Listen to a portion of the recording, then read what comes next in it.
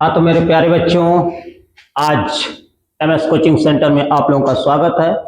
मेरे और आपके प्यारा सा चैनल एमएस कोचिंग सेंटर। मैं बीरेश सर, डिवनी बाजार, तमकुही राज, कुशीनगर, उत्तर प्रदेश से।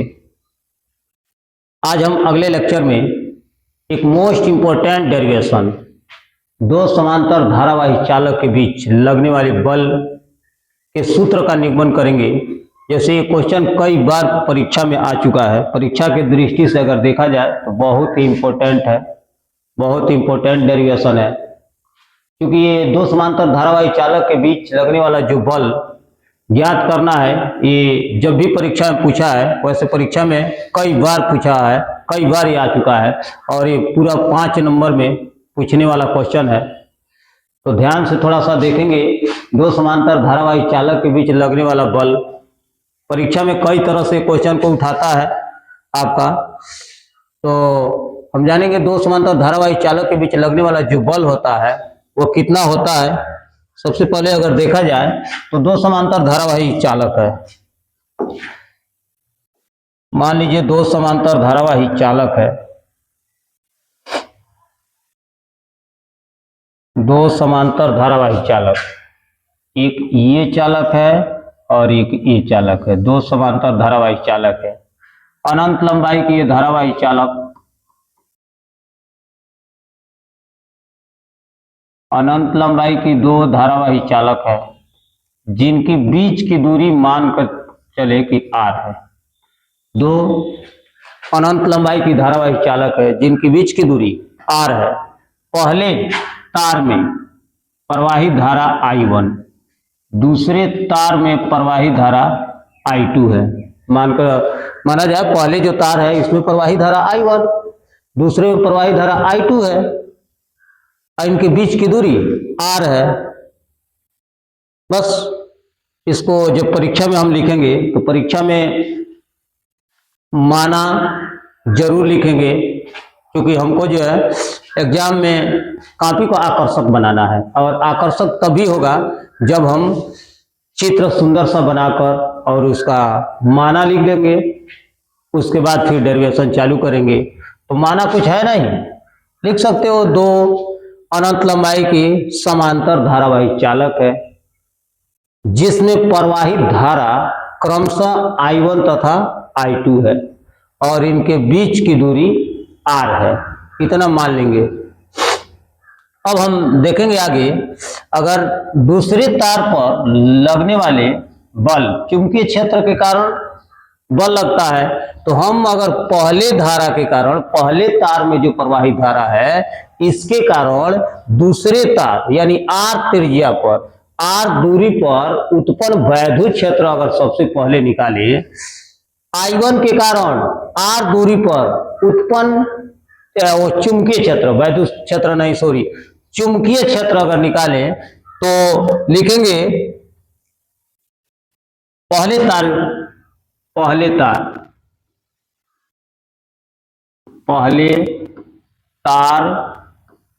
से r दूरी पर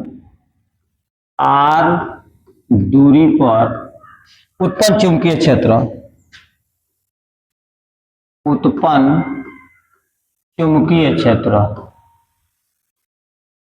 उत्पन्न चुंबकीय क्षेत्र निकाले पहले तार के कारण। बालक ध्यान से देखो, पहले तार के कारण, अरे भाई इसके कारण यहाँ पर हमको चुंबकीय क्षेत्र निकालना है।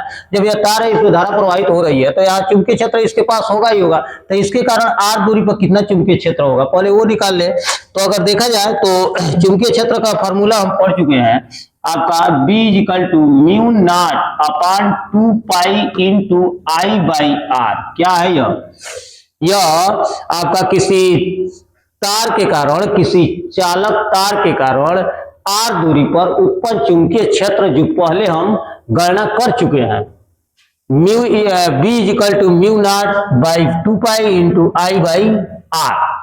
अब यहां से देखा जाए तो यहां अगर B1 मान ले तो μ0/2π, ये तो यही रहेगा, I की जगह पर I1, क्योंकि I1 के कारण उत्पन्न चुंबकीय क्षेत्र निकाल रहा है तो I1 हो जाएगा अपान r दूरी पर निकालना ही है तो r दूरी माने, इसको मान ले रहा है इक्वेशन नंबर फर्स्ट।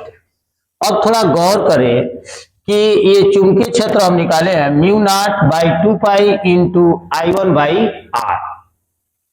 इसकी थोड़ा सा डायरेक्शन देखें, दिशा देखें, दिशा होगा किधर, तो इसके कारण हम यहाँ पर चुंबकीय क्षेत्र निकाले हैं। तो इसकी दिशा बताने के लिए मैंने बताया था दायां हाथ के नियम।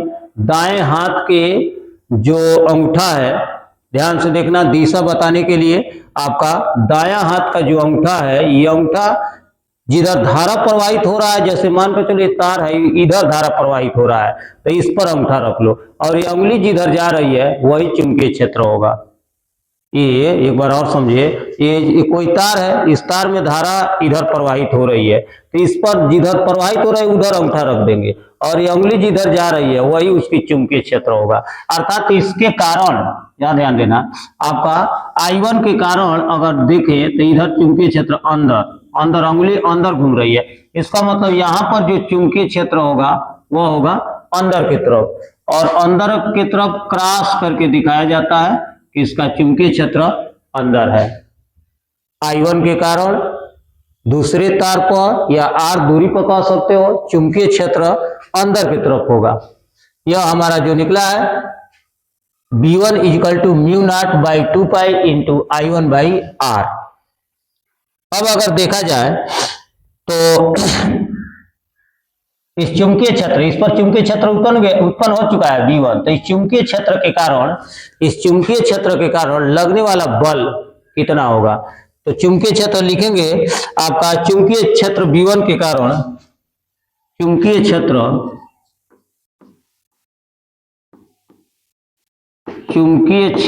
B1 के कारण, B1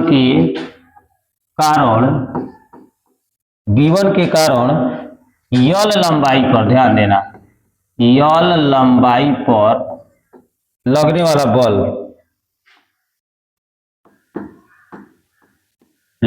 वाला बल, अगर देखा जाए, यल लंबाई का है इसलिए क्योंकि अनंत लंबाई की अगर तार है तो उस पर बल की फार्मूला हम लोग नहीं पढ़े हैं, हम लोग बस एक सीमित लंबाई, यल लंबाई का जो तार होता है उस पर बल का डिराइव किया है। तो मान कर चले हम यहाँ से एक लंबाई ले रहा है, यहाँ तक इसकी मान लो यल लंबाई है, इस यल लंबाई पर अगर बल निकाले तो बल का फार्मूला हम पढ़े हैं F equal to I B L sine theta, ये फार्मूला होता है I B L sine theta. यहां से देखा जाए तो F इक्वल टू I के जगह पर किसके कारण, I यानी ये जो है दूसरे तार, तो यह हो जाएगा I के जगह पर I2, और B के जगह पर B1 हो जाएगा, क्योंकि B1 यहाँ चुंबकीय क्षेत्र B1 का है, तो B1 हो जाएगा, यल वही रहेगा, साइन थीटा वही रहेगा, तो F equal to I2 B1 L sine theta. अब आगे अगर देखें, यहां गौर करना,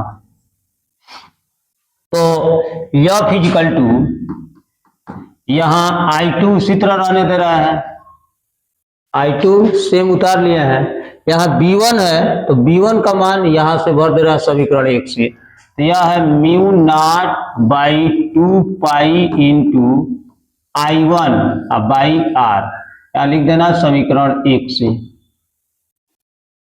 समीकरण 1 से वो मान हम भरे हैं B1 का, I इंटू आपका एक काम करते हैं, थोड़ा सा जगह लेते हैं, और हाँ, तो यह हो जाएगा आपका F I2 mu not by 2 pi into I1 by R, ये मान भर दिया B1 का, यल साइन थीटा उसी तरह उतार दे रहा है, इंटू यल साइन थीटा। अब देखा जाए तो यह बराबर, ध्यान देना, यह बराबर आपका I2 mu not by 2 pi into I1 by R, L into, ध्यान देना, साइन थीटा, थीटा का मान कितना होगा, तो थोड़ा सा गौर से देखना वाला, थीटा का मान, यहाँ पर चुंबकीय क्षेत्र अंदर है, चुंबकीय क्षेत्र और धारा के बीच के कोण ही थीटा होगा, तो तो चुंबकीय क्षेत्र अंदर है और धारा ऊपर है। चुंबकीय क्षेत्र अंदर है, धारा ऊपर है, तो एंगल बनेगा कितने अंश का? 90 अंश का। चुंबकीय क्षेत्र अंदर है और धारा ऊपर चल रहा है, दोनों के बीच जो कोण बनेगा वह 90 अंश का होगा। तो यहां जो लिख सकते हो साइन 90 अंश। अब आगे अगर देखा जाए तो यह बराबर I2 mu not by 2 pi into I1 by R into L.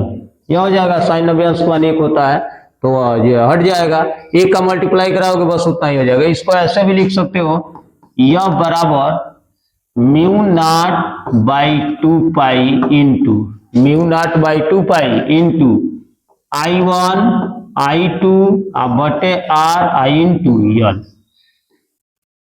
यह होता है आपका दो समांतर धारावाही चालक है अनंत लंबाई की, उसके बीच उत्पन्न बल यह होगा न्यूटन। अब परीक्षा में कई बार इस तरह उठाया है कि किसी दो समांतर धारावाही चालक के एकांक लंबाई पर लगने वाले बल की गणना कीजिए। यल लंबाई पे निकला है, यल लंबाई पर, चूंकि लंबाई यल माने थे और यल लंबाई पर निकला है आपका F equal to mu not by 2 pi into I1 I2 बटे आर इंटू यल। लेकिन एकांक लंबाई पर यदि पूछ दे, परीक्षा में कई बार एग्जाम में उठाया भी है कि एकांक लंबाई पर आपका जो लगने वाले बल की गणना कीजिए, तो एकांक लंबाई पर हो जाएगा चालक की एकांक लंबाई पर, चालक की एकांक लंबाई पर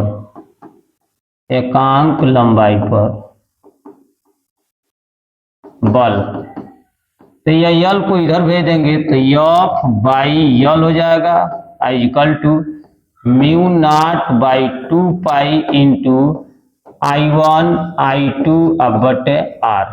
ये फार्मूला होता है एकांक लंबाई पर लगने वाला बल। बहुत ही मोस्ट डेरिवेशन है, 1-2 बार वीडियो को बैक करके देख लीजिएगा, आप लोग कंफर्म हो जाएगा। कोई एकदम जो है डिफिकल्ट नहीं है, बिल्कुल इजी करके बता दिया है। 1-2 बार जब देख लोगे एकदम जो है कंफर्म तैयारी हो जाएगा और जो है अपने परीक्षा में अच्छा से जो है इसको फिगर के साथ जो बनाकर लिख दीजिएगा, पूरा फुल नंबर मिलेगा, किस तरह की कोई दिक्कत इसमें नहीं होगा नंबर देने में भी। तो दो समांतर धारावाही चालक के बीच लगने वाला बल था। और फिर जो है अगला डेरिवेशन हम अगले वीडियो में ही लेकर आएंगे। धन्यवाद।